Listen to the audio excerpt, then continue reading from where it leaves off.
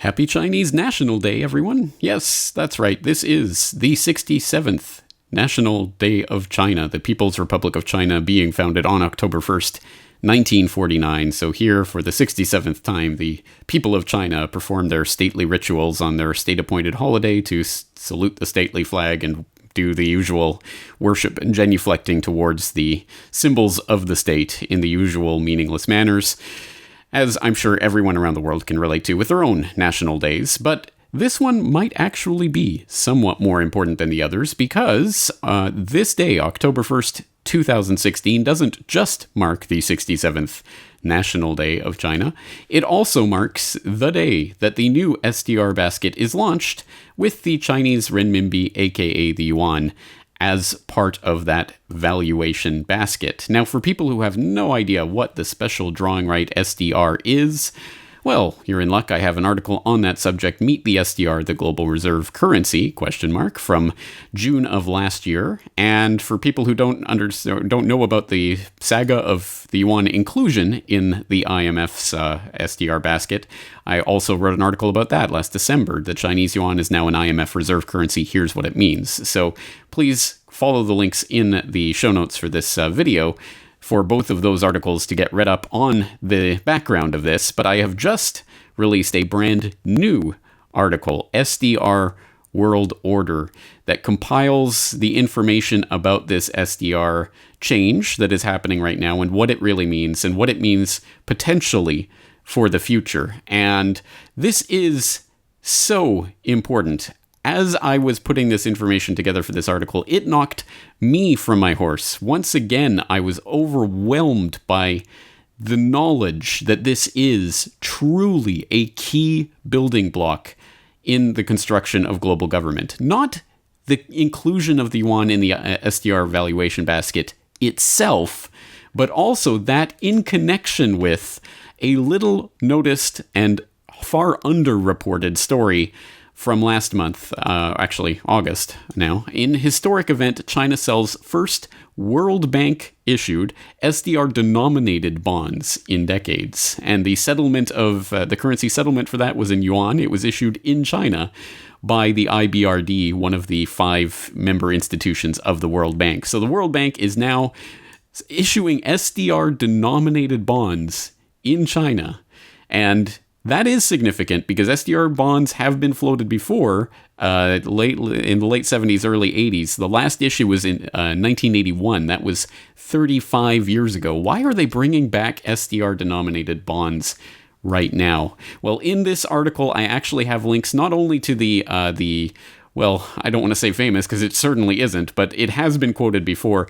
The essay from Zhou Xiaochuan, the governor of the People's Bank of China back in 2009, which was entitled simply Reform the International Monetary System, in which he said quite clearly the SDR has the features and potential to act as a super sovereign reserve currency. Couldn't put it much more blatantly than that. But I also include a link to an extremely important article that was penned 6 years ago now, an essay that was penned as part of a conference convened by, guess who, the Bank for International Settlements. Yes, that Bank for International Settlements, the European Central Bank and the World Bank. They brought together 80 central bankers, wealth fund managers, pension fund managers, who were hobnobbing at this event at the BIS headquarters in Basel, which, for the record, is its own territory. It is not subject to the rules and laws of Switzerland. Keep that in mind. But anyway, at the BIS headquarters, they convened this summit 6 years ago, and one of the papers was specifically about how to bring about Zhou Xiaochuan's idea of SDR as a global currency, how to actually implement that. And their idea was SDR-denominated securities in official and private portfolios, aka SDR bond issues. This is part of a plan that was put in place after the global financial crisis and was laid out as at least 6 years ago. They are now implementing that plan under our very noses, and hardly anyone is paying attention to this.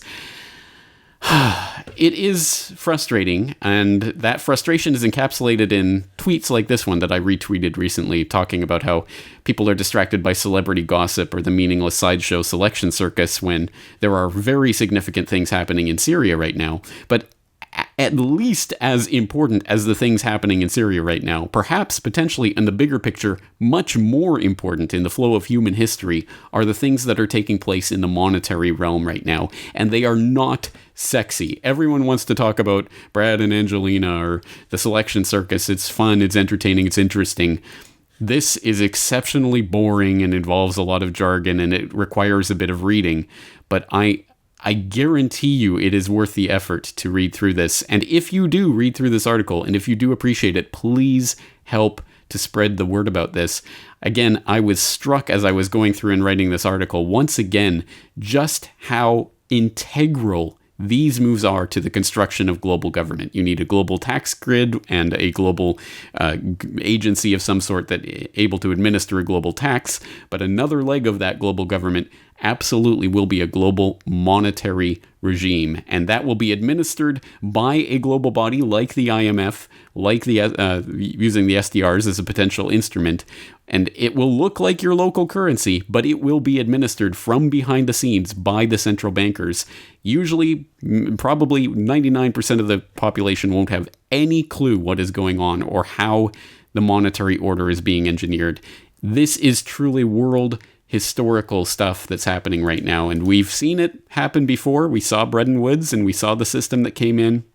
And once what system comes in to sweep away the old, that is, of course, how every aspect of this global government is going to be brought into effect.